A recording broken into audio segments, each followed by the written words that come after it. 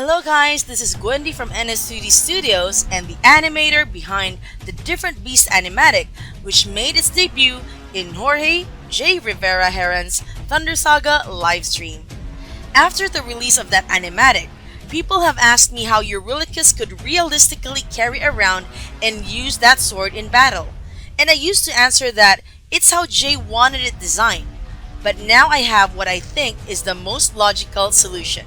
I should preface by saying that the extent of my conversations with Jay was mostly aesthetic to keep up with the anime theme present throughout Epic the Musical. So what you are about to watch in this video comes from a brainstorming session I had with my husband, Darth Pika, especially since I am working on making a different beast animation. So it is important to me to depict Eury's sword with as much realism as I can. Huge thanks again to Darth Pika for sharing his knowledge with me not only about ancient Greece, but also about ancient weapons, armor, fighting styles, and more. Without further ado, let's dive into it. First thing we need to discuss is the design of Eury's sword. While as of right now there is no one true canon design of the sword, it is generally accepted that the sword is quite large. And while I don't know what Jay had discussed with the other animatic creators who had featured Eury's sword, in my case, the two main inspirations were the Dragon Slayer sword from Berserk and the Buster sword from Final Fantasy VII. Our conversations were also limited only to the sword design and not the sheath or carrying mechanism of the sword. And there I believe is where other animatic creators and even I have been having trouble with. That is until today, when Darth Pika and I talked about it at length and came up with what we think is a realistic, practical, and easy solution when it comes to the sword's carrying mechanism.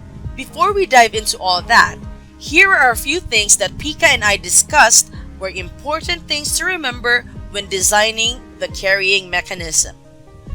First is mobility. The device must be light, strong, and convenient, allowing for ease of carry and ease of use of the sword. Second is quick draw, meaning the sword has to be carried or strapped to the body in such a way that it's easy and quick to pull out during battle and easy to put back in its place without the need for assistance. Third is practicality, meaning the carrying mechanism has to easily integrate into armor or even to everyday clothing, so it can be used frequently and maybe even on a daily basis. Fourth is safety. The mechanism must allow for the sword to be safely drawn out and safely returned in its place.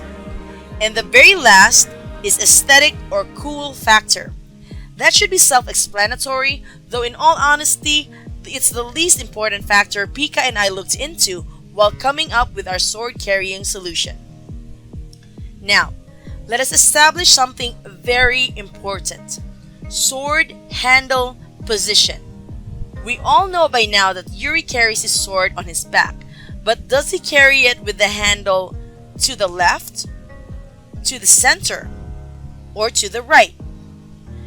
Assuming Eurylochus is right-handed, the answer lies now in how the sword would be drawn out based on the position of the handle. If the sword handle is to the right, and Eury is right-handed, drawing it out with the presumed dominant hand is not only going to put his arm at an awkward angle, it also leaves his side vulnerable to an enemy strike. This method also lessens the draw strength, meaning his first swing after unsheathing will not be very strong or very fast. If the sword handle is dead center behind him, he will need to use two hands to draw out the handle, which will leave him completely open to an enemy strike. Also, his head would be in the way of the blade, making it an unsafe angle to draw out from, which leaves us with what I believe is the most practical and logical position. The handle has to be opposite from the dominant hand, which in this case is the left. Not only is this a more comfortable and natural angle to move your hand towards, you are also free to move your other shoulder to make the sword handle closer and easier to draw, allowing for more draw strength and therefore speed at which you draw your weapon. Now that we've established that the handle has to be on Eury's left, we can now discuss the sword's possible carrying mechanism. A large chunk of my conversations and research with Pika concerned exactly how to carry the sword around while considering the prerequisites of mobility, quick draw, practicality, safety, and aesthetic. We discussed leather sword sheaths, straps, hooks, buckles, belts, bolts, and many others, none of which truly met all the prerequisites I had previously mentioned. And that's when I decided to think outside the box. We have to remember that Epic the Musical is a very loose adaptation of the Odyssey, which takes a lot of creative liberties from the source material. We have gods wearing clothes that are reminiscent of the Tron movies.